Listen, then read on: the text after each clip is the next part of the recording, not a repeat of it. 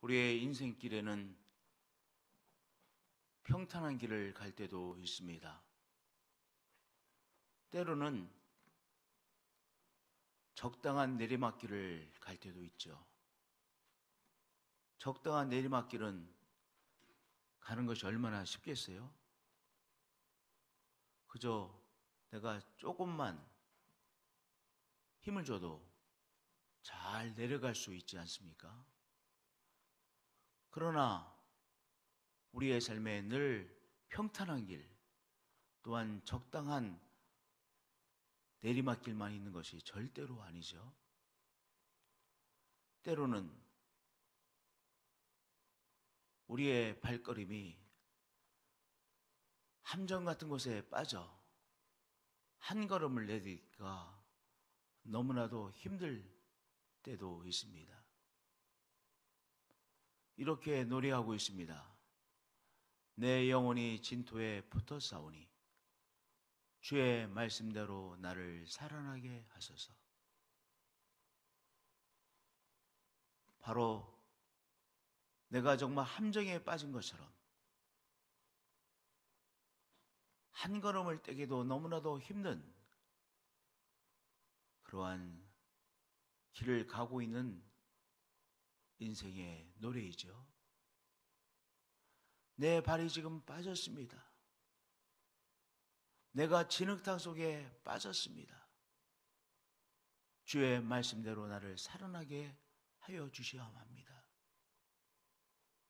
말씀의 하나님께서 말씀의 능력으로 나를 빠져나오게 하시고 내가 이것을 감당해낼 수 있도록 하나님 역사하여 주옵소서 기도하고 있는 것이죠. 28절도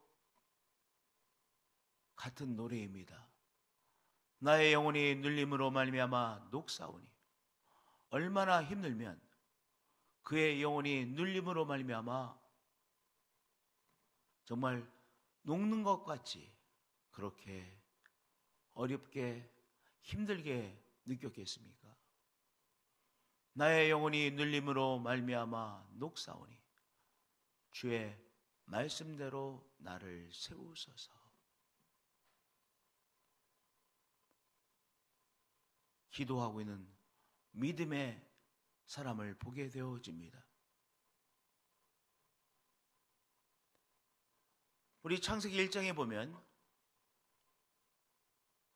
밤이 되고 아침이 되는 첫째 날이라 그랬어요. 우리에게는 아주 무의식적으로 아침이 되므로 하루가 시작되어진다고 생각하시죠? 아침이 되므로 하루가 시작된다. 그리고 저녁이 돼서 이제 하루가 이제 마감이 된다 이렇게 생각을 해요. 그런데 성경은 저녁이 되고 아침이 되는 첫째 날이라. 유대인들은 하루가 언제 시작돼요? 해가 지면서 하루가 시작되어져요. 그러니까 이렇게 표현할 거예요. 이제 저녁이 되어서 하루가 시작되어졌구나. 뭐 이렇게 생각하겠죠. 저녁이 되고 아침이 되는 첫째 날이라. 이게 성경의 원리예요. 그러니까 무엇이 더 먼저였습니까? 혼돈이 있고 어둡고 보이지 않고 그것이 먼저예요. 그런데 거기에 빛이 있으라 하나님께서 말씀의 역사를 하심으로 빛이 있었고 그래서 새로운 세상이 시작되어졌어요.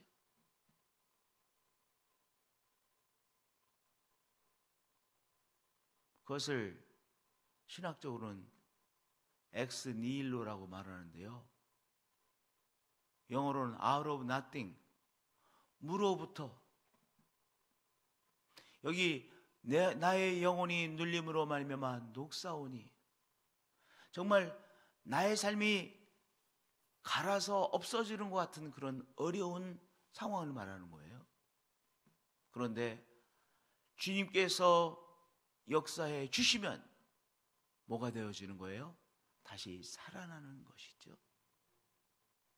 그래서 성경 1장 3절의 말씀인가요? 저녁이 되고 아침이 되는 첫째 날이니라. 그것은 성경 전체의 매우 중요한 원리입니다. 우리의 삶에 어둠이 있었습니다. 그런데 하나님께서 역사하심으로 나의 삶에 다시 질서와 회복과 빛이 있게 되어졌습니다. 그것이 바로 성경이 말하고 있는 중요한 생명의 원리입니다.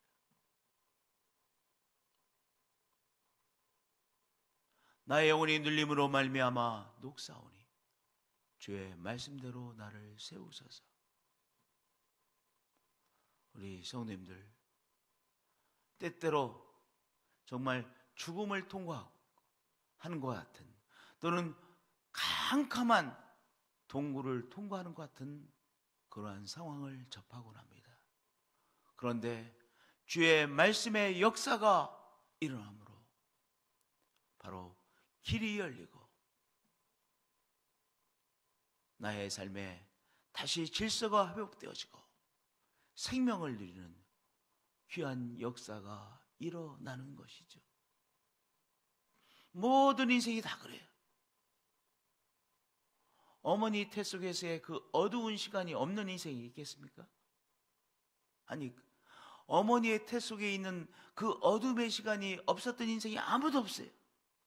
그 어둠의 시간이 있었고, 그러나 태어남으로 이 드넓은 세상, 이 밝은 세상의 주역으로 살아가게 되는 것 아니겠어요? 우리의 삶에 어둠의 시간들이 있습니다. 그런데 하나님의 말씀에 역사하심으로 우리의 삶에 빛의 은총을 체험하며 살아가게 되는 것이죠. 시편 119편 25절 그리고 28절은 그 노래, 그 기도를 하나님 앞에 올려드리고 있는 것입니다. 우리들도 오늘 어두운 가운데 있으십니까? 하나님께서 말씀으로 역사하시면 나의 삶에 다시 빛의 세계가, 빛의 삶이 되어짐을 믿습니다. 오늘 이 기도가 우리의 기도가 되어지시길 축복드립니다. 오늘 병으로 인하여 고통받고 계십니까? 주님께서 치유하심으로 다시 회복되어짐을 믿습니다. 이 은총으로 하나님 앞에 기도하심으로 나가시는 성도님들이 되어지시기를 축복드립니다. 그 다음에 이제 26절부터 몇 절 계속해서 주의 율례를 가르치셔서 그 노래를 하고 있어요. 나의 행위를 아뢰매 주께서 내게 응답하셨사오니 주의 율례들을 내게 가르치소서. 주의 길을 내게 가르치소서라고 하는 말씀이에요. 우리는요, 다 나름대로 자기의 기준이 있어요. 그렇죠? 다 자기의 기준이 있어요. 그런데 자기의 기준대로 살아가는 사람은 주의 사람이 아니에요. 그렇잖아요. 주의 율례들을 내게 가르치소서. 이 기도는 내 기준이 있는데 이제 내 기준 대신에 당신의 기준을 나의 삶의 기준으로 받아들이겠습니다. 당신의 기준을 저에게 가르쳐 주소서. 기도해요. 주의 율례들을 내게 가르치소서. 27절도 마찬가지입니다. 나에게 주의 법도들의 길을 깨닫게 하소서. 어떠한 기준으로 살아가야 되는지 나는 다 알고 있다고 생각을 해요.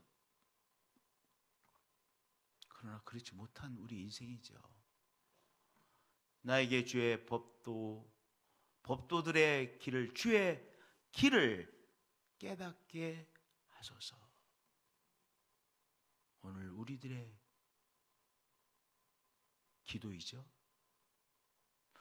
우리가 제자도라고 합니다. 제자의 삶을 살아야 된다고 합니다. 뭐겠어요? 주님을 따라간다고 하는 것은 주의 기준을, 내가 그전에는 몰랐는데 주의 기준을 깨닫고 주의 기준에 따라서 살아가는 것 아니겠습니까? 주의 법도들의 길을 깨닫게 하소서. 주의 길을 깨닫게 하소서. 그러면 내가 주의 기이한 일들을 작은 소리로 읊조리리이다. 제가 몇 번 말씀드린 것 같아요. 우리는 묵상이라고 하죠. 그래서 뭐 quiet 타임이잖아요. 오히려 이 구약을 보면요, 묵상이 뭐냐? 읊조리는 거예요. 읊조리는 거. 우리 할아버지들이 시조를 읊조리듯이 말씀을 읊조리는 거예요. 말씀을 읊조림으로 그 말씀 속에 내가 들어가는 것이죠. 주님께서 주의 길을 깨닫게 하소서. 그러면 그 주의 길을 내가 읊조리겠습니다. 그 노래잖아요. 오늘도 또 새롭게 깨달으시고 깨달으신 주의 말씀을 우리가 읊조리자고요. 그 사람이 누굽니까? 주의 제자예요. 깨달은 사람은 누구입니까? 하나님으로 인하여 내가 깨트려진 사람이에요. 깨달음, 깨트려짐, 일맥상통하는 것입니다.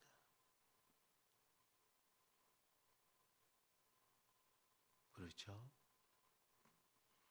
주의 길을 내가 깨달았어요. 나의 과거의 기준은 깨트려졌어요. 주의 길을 내가 깨달아 알게 됐어요. 나의 기준은 이제 깨트려진 것을 내려놓고 주의 길을 깨달아 주의 길을 읊조리며 그것을 나의 것으로 만들고 살아가겠습니다. 노래이죠. 너무 아름다운 노래예요. 정말 이 시점이야말로 우리 목사도, 우리 성도님들도, 우리 장로님들도 다 이 노래를 불러야 될 것 같아요. 그래 진짜가 되지 않겠어요? 그래야 진짜 성도, 진짜 목사가 되잖아요. 진짜 교회가 되는 것이잖아요. 우리 하나님은 가짜를 정말 좋아하지 않으세요. 하나님은 가짜에 속지 않으시는 분이세요. 우리는 진짜가 되려고 애쓰는 사람들이에요. 그렇죠? 우리가 까딱하면 뭐가 되는 거예요? 가짜가 되는 거예요. 예수님께서 십자가의 사역을 하시기 직전에 회칠한 무덤 같은 바리새인이라고 사두개인이라고 막 강렬하게 강하게 말씀하셨죠? 마태복음에 보면 뭐예요? 회칠한 무덤 같은 사람, 가짜를 말하는 거예요. 여러분들, 우리 예수님께서 그렇게 강하게 말씀하신 사람들 따로 있다고 생각하지 마세요. 내가 그러한 사람은 금방 될 수 있는 가능성을 다 갖고 있는 우리들이에요. 우리가 가짜가 되기 쉬운 우리의 속성을 갖고 있습니다. 그런데 주님 깨닫게 하여 주옵소서. 주의 길을 깨닫게 하여 주옵소서. 그리고 그 말씀을 내가 읊조리며 오늘도 깨달은 주의 길을 가기를 소원합니다. 그리고 그 길을 체험하며 가는 것, 그러한 우리 성도님들이 되어지시기를 축복드립니다. 거짓행위를 내게서 떠나게 하시고 주의 법을 내게 은혜로이 베푸소서. 제가 한 2주일 전인가요? 제가 사도행전을 통해서 예수생명공동체, 유라시아의 예수생명공동체 세우는 교회, 예수생명공동체로서의 교회는 어떤 모습인가, 이제 제가 수년 동안 이렇게 준비를 계속 글을 써왔어요. 또 다듬고 또 다듬고. 그런데 한 3주 전, 한 달 정도 전에 제가 하나 이 사도행전에서 매우 중요한 하나를 깨달았어요. 여러분들 아나니아와 삽비라의 이야기 너무나 잘 아시죠? 아나니아와 삽비라의 그 말씀, 사도행전에서 말씀 읽을 때 당황스럽지 않습니까? 왜냐? 자기의 재산을 팔아서 그래도 바친 거예요. 그러면 물론 다 바쳤습니다라고 했지만 일부분은 그래도 자기 좀 불안해서 감췄겠죠. 뭐 이해할 수 있는 거 아니겠습니까? 충분히 이해할 수 있는 말씀이잖아요. 그런데 그거 했다고 남편 먼저 거기서 죽임을 당하고 아내도 죽임을 당해서 시체로 나갔어요. 그 말씀 정말 사도행전 읽으면서 은혜를 받다가 또 이 말씀 뭐지? 이렇게 생각하게 되는 당황스러운 말씀이에요. 제가 설교 한 2번 정도밖에 못 한 것 같아요. 왜냐면 그전에는 그 말씀 너무 당황스러워서 비껴갔거든요. 근데 제가 다시 꼭 깨달았어요. 우리 예수 생명 공동체, 교회, 예수 생명 공동체, 신앙의 사람, 너무 중요한 것이 뭐냐? 거짓을 잘라내는 거예요.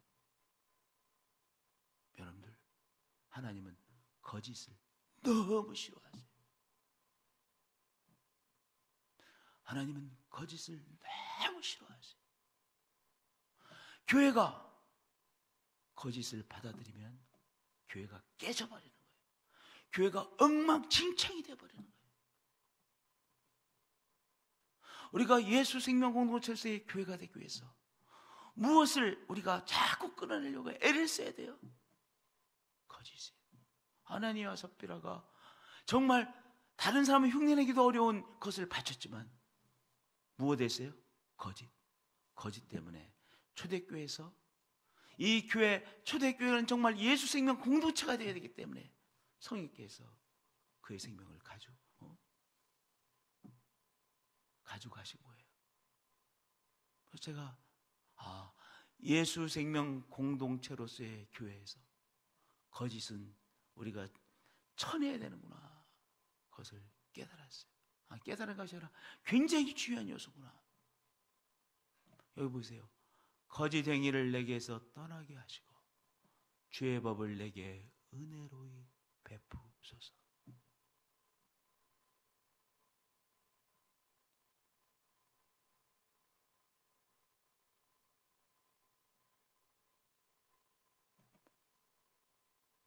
중요한 말씀이라고 생각합니다. 제가 어렸을 때 이런 이야기를 들었어요. 안창호 선생님이 우리 거짓말하다가 한국이 우리가 이렇게 됐으니 거짓말하지 말자. 꿈에라도 거짓말했으면 회개하자.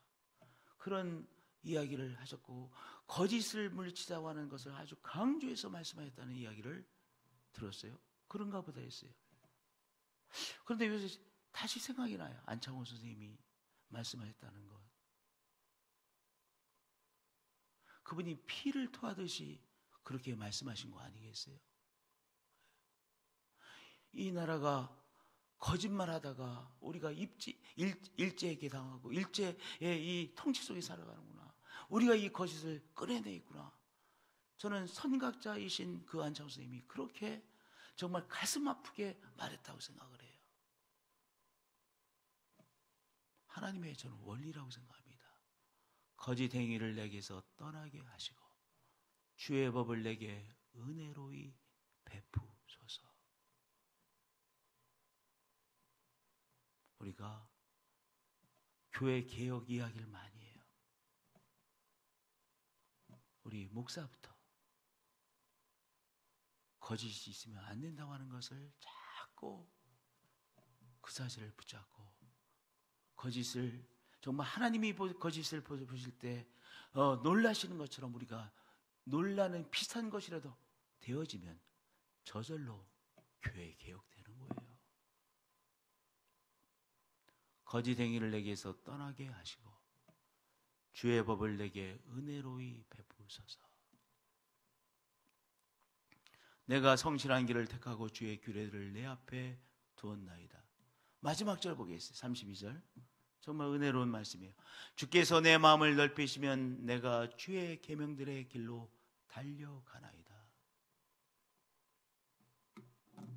하나님께서 내 마음을 넓히시면 내가 주의 계명들의 길로 달려가나이다. 하나님께서 우리의 마음을 넓혀 주셔야 돼요. 그렇죠? 우리 성도님들, 자꾸 나이가 들으시면서 우리가 빠져들기 쉬운 것이 뭐냐면 고가워하는 거예요. 고가우실 때 있으시죠? 며느리 보고 고가우시고, 사회 보고 고가우시고, 아들이 말 한마디가 너무 고깝게 느껴지고, 딸이 나에게 한 것이 고가워 느껴지고, 그렇게 느끼신 경험 있으시죠?